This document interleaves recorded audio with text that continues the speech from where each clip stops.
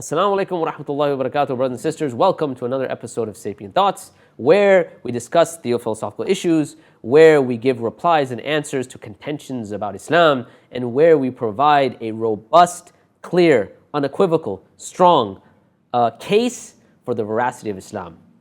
So in this particular episode, we are continuing on this series that is related to or talking about worldviews and the fitrah. And up to this point, we have had quite a long, extensive discussion about worldviews. And we talked about its definition. We talked about, the fact that everyone has a worldview, the implications of one's worldview in terms of, one's opinions about various things, answers to questions, abortion, euthanasia, whatever it might be. We talked about the main components of a worldview, everything from ontology and theology all the way down to aesthetics, how one understands beauty or what are the results of one's worldview upon beauty. And so we also did a comparison of the Islamic worldview with the modern worldview, and we spoke about that extensively. And in the last episode, we had ended off with the idea that every worldview has axioms. Every worldview has basic beliefs. Now, from that point, someone may come now, especially if they understand a worldview, or if they claim that they are coming from a modern worldview or a scientific worldview, whatever it might be, they may make a certain claim. They may say, look, my worldview, the worldview that I adopt, is based upon rationality and not fairy tales. Because you have a religion, you believe in a supernatural, you believe in a supernatural reality, you believe in a God, and so on and so forth with all of these things. My worldview is based on rationality, unlike your worldview, which is based on just fairy tales.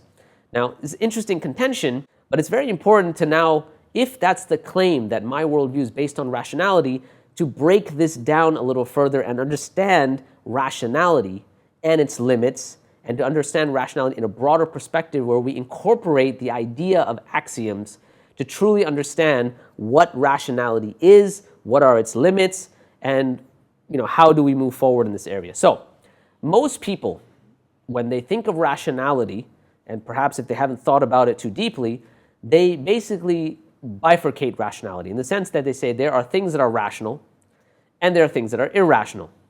So a simple rational statement is, I am Fahad. An irrational statement is if I said, I am a married bachelor. Now, a simple rational statement is pretty straightforward, it's logical. An irrational statement like I am a married bachelor, well, it's illogical.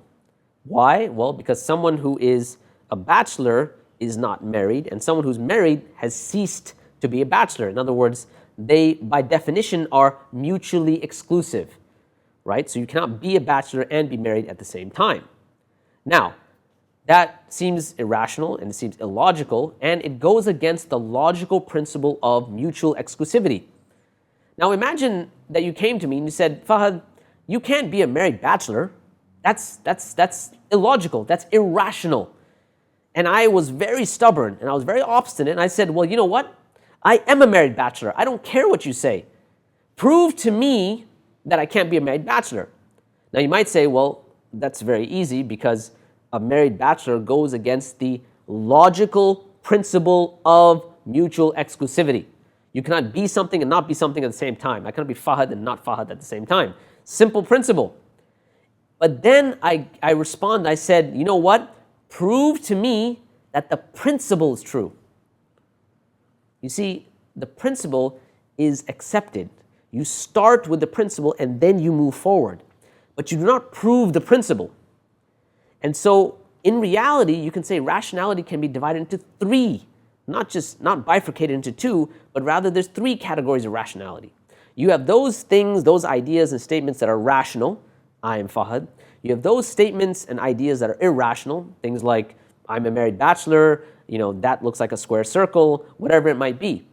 But then you have those concepts and ideas, or those concepts and ideas that are outside of rationality. That they're outside of rationality, meaning they cannot be proven, but they must be there in order for rationality itself to function, like logical principles. This third category that's outside of rationality, we can say it's supra-rational. Now, this idea of the supra-rational in the Islamic framework, in the Islamic paradigm or Islamic worldview, the term that we can apply in a general sense would be the term fitrah, that which is outside of rationality, and without that, rationality breaks down. So you have the supra-rational. A concept like rationality, that's what we call aql or aqli. That which is irrational is ghayr aqli, whatever it might be. But you understand the point that there are three categories, you can say, of rationality. So therefore, you have that which is supra-rational, that which is outside of rationality, something that you assume that you cannot prove, but you must start in order for rationality to work. Things like logical principles. Then you have rationality, and then you have irrationality. Now, to kind of expand this out a little bit more, this concept of the supra-rational is something that must be accepted. There is no system of thought that can be devoid of the supra-rational, or can be devoid of, let's say, those things we call axioms, basic beliefs, first principles. All of those are referring to that starting point that you must assume that you cannot prove. Now, what if someone says, and they were obstinate, and they said, well, I only believe in rationality. I don't have to buy into that whole axioms, axiomatic truths, whatever it might be.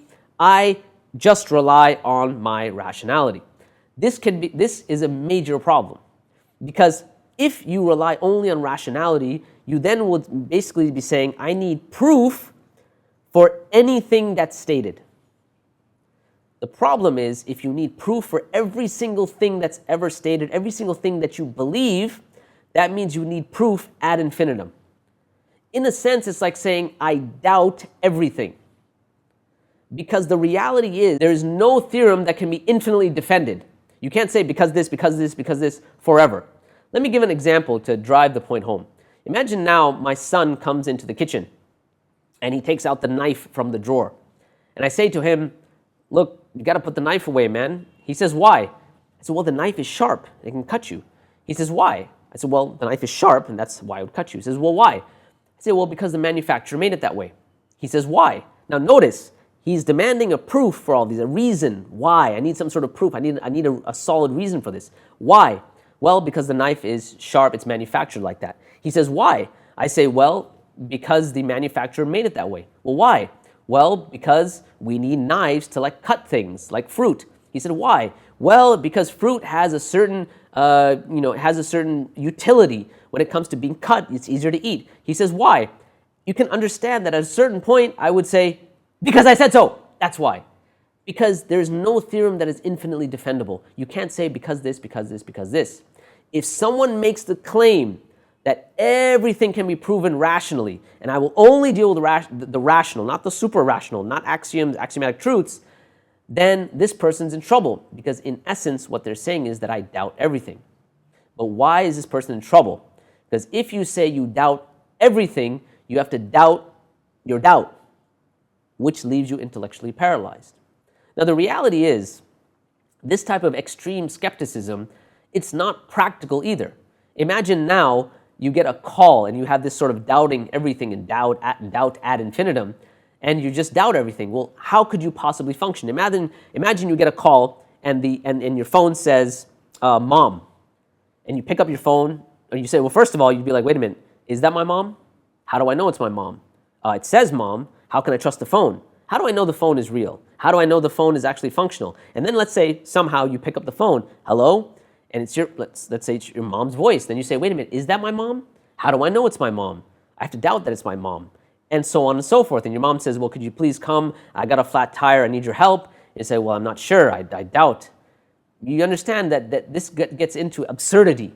No one lives like that. And so by necessity, you have to have something that's outside of rationality that you cannot prove, but must be there in order for rationality to work. And someone gave a very interesting way, or a very interesting conceptual way of understanding this. And that is by comparing it to a solvent. And imagine someone coming and saying, I have this great solvent, and it can dissolve anything. Now, that's like a person saying, I can rationally prove anything. I don't need axioms. I don't need this concept of that which is outside the supra-rational.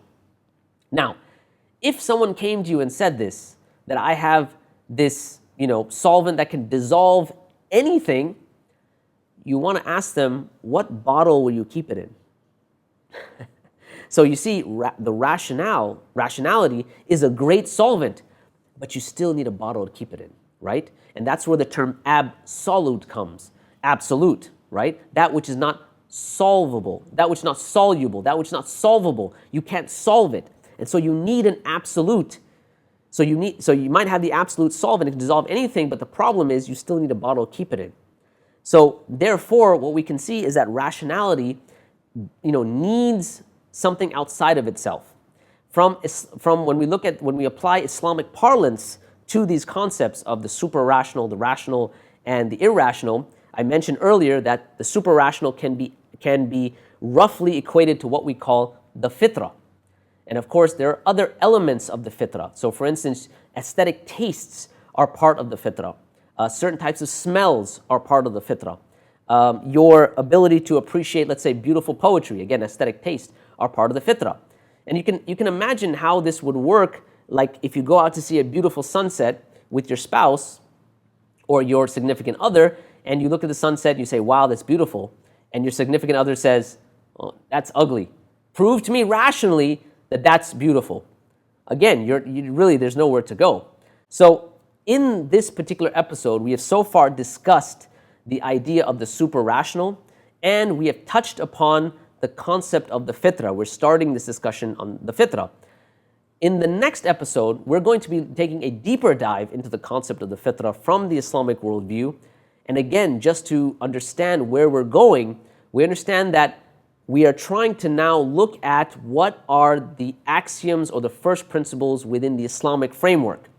And we said that those first principles is what we call the fitrah, or they're part of the fitrah. In the next episode, we're going to look at what exactly is the fitrah. How do we understand the fitrah from the Islamic paradigm? And we'll take a deeper dive into the etymology of the word and so on and so forth to give a deeper understanding of what the fitrah is from the Islamic paradigm. So until then, this is Fahad Tasleem, and these are Sapient Thoughts.